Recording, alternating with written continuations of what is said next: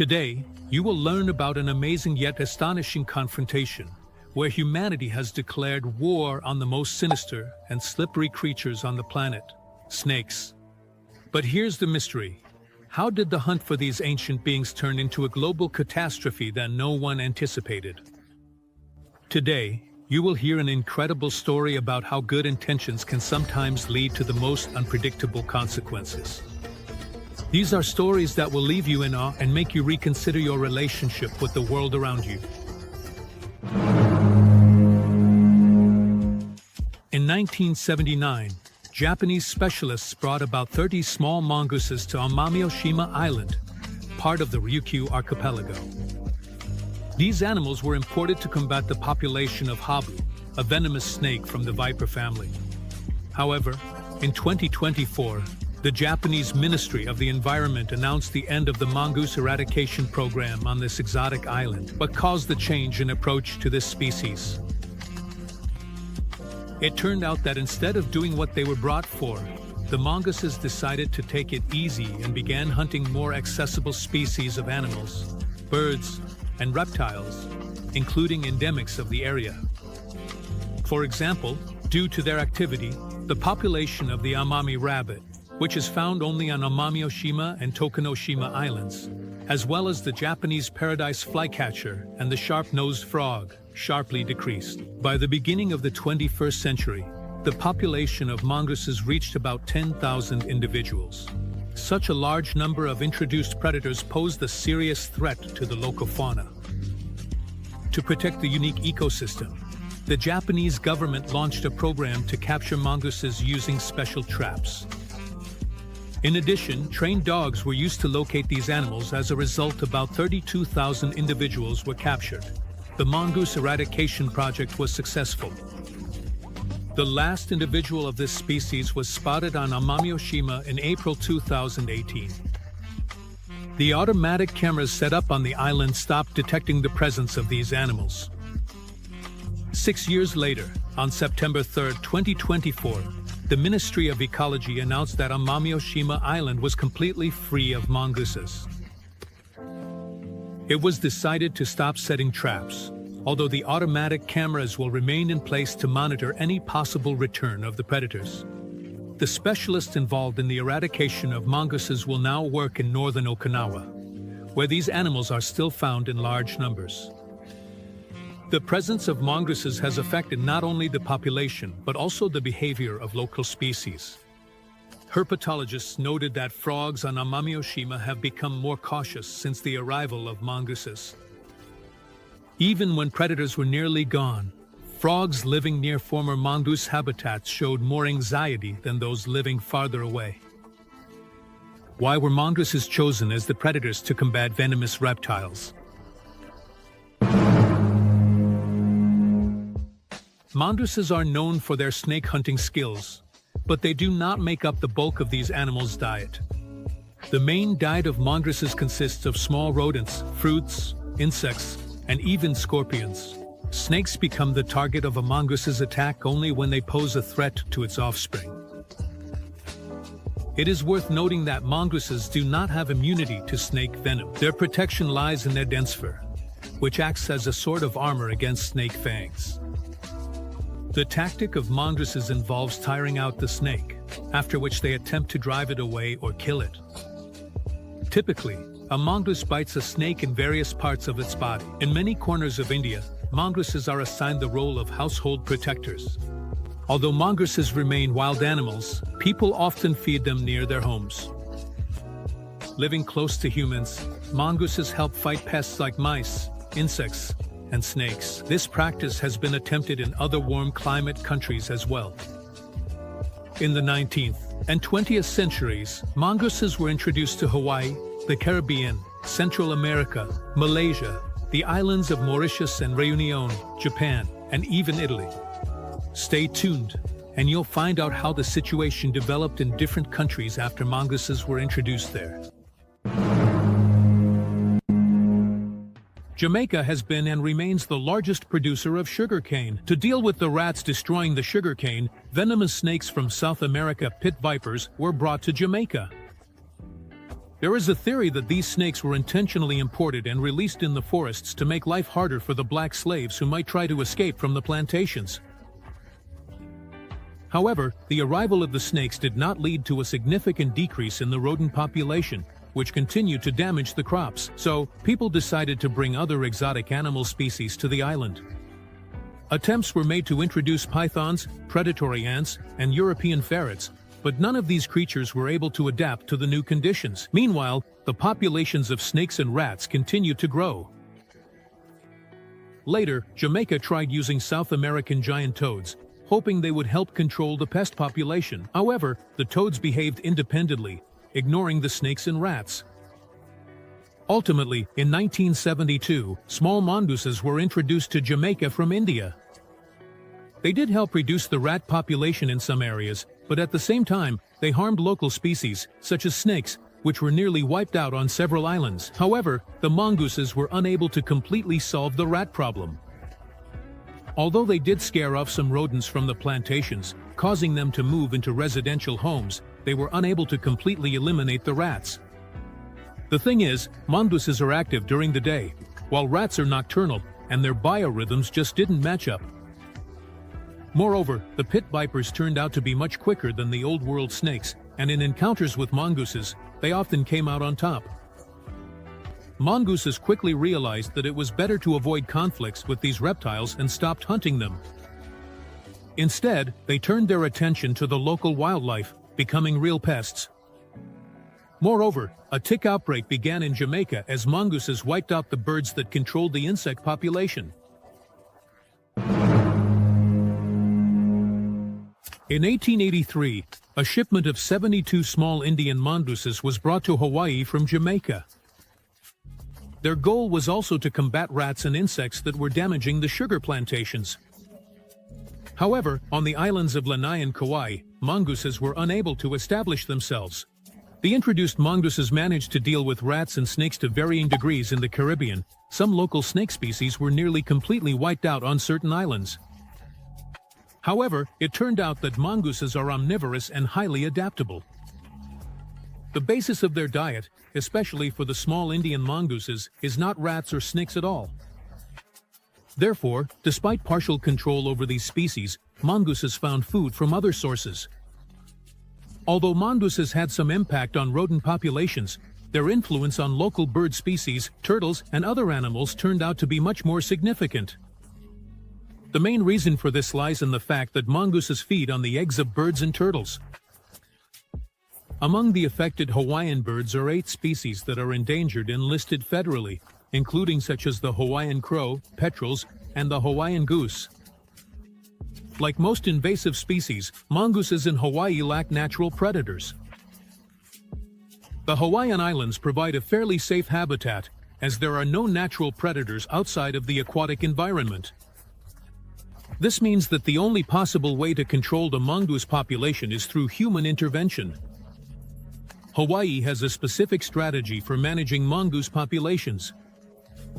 State law prohibits the import, possession, or breeding of any mongoose species without a special permit. Such permits are not issued on the islands of Lanai and Kauai. Violating this rule is punishable by a fine ranging from $250 to $1,000 for each mongoose. Hawaii has a hotline where you can report sightings of mongooses on the islands of Lanai and Kauai. On the other islands, reporting mongoose sightings is not mandatory. The Hawaii government implements programs to capture problematic mongooses, but I couldn't find specific examples of such programs. It seems that many conservation organizations are primarily focused on determining whether mongooses have spread to other islands and monitoring their impact on the ecosystem. The fauna of Mauritius, located near New Zealand, has suffered from both humans and mongooses. Since the arrival of the Dutch in the 17th century, dark times began for the giant tortoises on Mauritius. The surviving engravings show the enormous size of these land reptiles. The meat of the tortoises was favored by pirates, who shamelessly loaded thousands of live cans into the holds of their ships. Unfortunately, modern generations will never be able to see either the giant tortoises or other rare animal species that exclusively inhabited Mauritius. Many years of the island's isolation from human influence contributed to the development of numerous unique species. But they were brutally exterminated by the first explorers, colonists, and the pets they brought with them, such as dogs, cats, and rats, literally within the first 100 years after discovery. The fauna of Mauritius, having no experience interacting with humans and the predators they brought, turned out to be completely defenseless. Endemic species, such as the flightless dodo bird, which was not afraid of humans and pets, were completely wiped out. Once upon a time in Mauritius, there was literally nowhere to hide from the dodos, which weighed up to 33 pounds. This species was so numerous the Dutch killed the trusting birds with sticks, and those who managed to escape were devoured by dogs, pigs, and cats. Due to the decline in the number of endemic species, birds and mammals were brought to the island from other countries, including singing mynas from India, mongooses, and monkeys. This was done in an attempt to compensate for the loss of local biodiversity caused by the invasion of parasites, such as the sugar louse and swarms of red locusts. Nevertheless, the current bird population in Mauritius is significantly lower than it was before its discovery by Europeans. For several decades now, the authorities in Mauritius have been making significant efforts to preserve the remaining unique animal species. To this end, the Black River Gorges National Park was established in 1977, covering an area of about 16,300 acres. Rare pink pigeons, ring-necked parakeets, and the Mauritius kestrel, which belongs to the falcon family, inhabit this area. The unique nature of Round Island, which has been transformed into a reserve, is also under state protection. After mongooses were introduced to Hawaii in 1883, they soon appeared in Fiji as well. In India, mongooses have long been domesticated and protect homes from venomous snakes. It was expected that in Fiji they would become effective fighters against the numerous rats and snakes. However, their usefulness turned out to be quite questionable. Mongooses quickly multiplied and went wild, but instead of hunting rats and reptiles, they began to prey on birds. The number of iguanas and small birds has noticeably decreased due to their activity. The thing is, this species of mongooses is diurnal, while rats and snakes are most active at dusk. Therefore, the plan to combat rodents failed surprisingly, despite the sad experience of the West Indian experiment. In 1951, 80 mongooses from Jamaica were transported to Colombia. Projects to introduce mongooses in Australia and New Zealand to combat rabbits are also being discussed without proper accountability. If this happens, the consequences could be catastrophic. Rare animals of the fifth continent will be at risk of extinction, and the situation could escalate into a real national disaster. However, not all countries have a negative attitude towards mongooses. In India and Sri Lanka, these predatory animals play an important role in households, helping people deal not only with rats but also with dangerous snakes. Every year, thousands of people in these countries suffer from venomous snake bites, and mongooses prove to be indispensable helpers in protecting homes. Despite the high mortality rate from snake bites, there is no targeted fight against them, as snakes are considered sacred animals. On the other hand, mongooses, which are not so picky about dangerous reptiles, are gladly kept in homes by Indians. The most popular species of mongoose kept as a pet is the common mongoose, or Indian gray mongoose. These little creatures are easily domesticated. It's enough to catch and feed a mongoose just once, showing it that there's no threat, and it will start to see the person as its friend. This type of mongoose is found not only in India but also in other Asian countries and in Africa, where it serves a similar function, hunting rats, mice, and snakes. Thus, Rudyard Kipling's children's tale Rikki Tikki Tavi could very well be based on real events. After all, mongooses are greatly loved and respected in India for their ability to kill snakes and are considered sacred animals. Since ancient times, the ability of mongooses to hunt venomous snakes has fascinated people. Their depiction can be found on the walls of Egyptian temples and in caves, as well as in the form of mummies. The respect for them was comparable to that for cats. Despite lacking immunity to snake venom, the mongoose relied on its quick paws, sharp teeth, and tail, which allowed it to maneuver skillfully. In ancient Egypt, which was an agrarian country, issues of pest control and crop preservation were of particular importance. The Egyptians domesticated mongooses starting at 2 weeks old, and they became reliable allies in the home. In Egypt, mongooses were called Pharaoh's rats. They were revered and mummified. Snakes were considered carriers of both good and evil forces, and the Egyptians believed that mongooses killed those that brought evil. For this, the little creatures were held in high regard and considered sacred animals. The reverence for mongooses was so great that to this day, monuments dedicated to them can be found among the ruins of temple complexes.